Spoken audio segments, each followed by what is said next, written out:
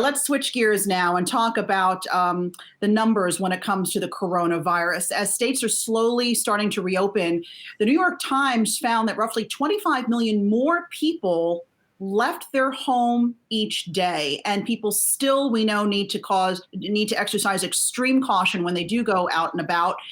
There are 1.37 million confirmed cases of COVID-19 right now in the U.S. alone, and over 82,000 deaths. Joining us now is Yahoo Finance's Anjalee Khemlani. Anjalee, want to talk about Gilead and talk that they are working on a vaccine here, as are a number of other companies. What can you tell us? Absolutely. Well, so Gilead is working on a treatment, and we know that it got the emergency use authorization from the FDA earlier, actually last week. And since then, there's been a lot of attention, as there is on vaccine companies and other treatment companies, about how, in fact, they are going to be able to distribute really globally whatever drug they come up with, whether it is a vaccine or a treatment. So Gilead's announcement yesterday, really was actually just a deal that they inked without much of an announcement, was that it is going to be working with 5 generic drug companies to help provide access to this treatment around the world. And the interesting part about it is that it's not going to be paid a license fee, basically, or royalties from these companies. It's looking at, that is, unless the World Health Organization ends the emergency, the global emergency designation for the novel coronavirus.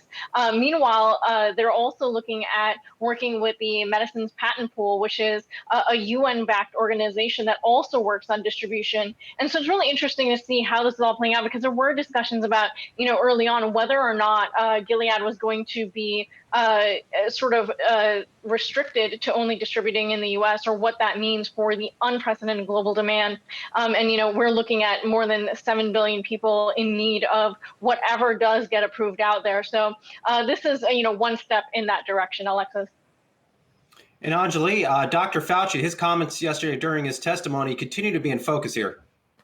Yes, absolutely. And he made a number of comments, actually, but largely saying that despite the fact that states are reopening and federal guidelines are not being followed in some instances, there could be some backlash for that. There could be some problems that we face, whether it's a second wave or waiting until we reach the fall or winter for that resurgence, when the weather really helps cultivate that. So it really goes back to a lot of things that he has been saying over time, and he and other members of the White House task force and other health officials have been saying for a while, which is, even though it seems like the curve is flattening, there is not enough time yet to determine whether or not it's safe to go outside. There are still a number of things that need to be done. We know, we've seen in the States, the steps that are being taken to help with reopening, whether or not it's ensuring social distancing or other, protections like wearing masks, etc. So definitely still of concern. There were also questions about whether or not vaccines will be forced to be made affordable, and those other health officials that were also testifying yesterday were basically hands off, saying there's no way that we can do that. But there is an expectation that companies are going to have to pay attention to that now, Brian. All right. Anjalee Khemlani, thank you.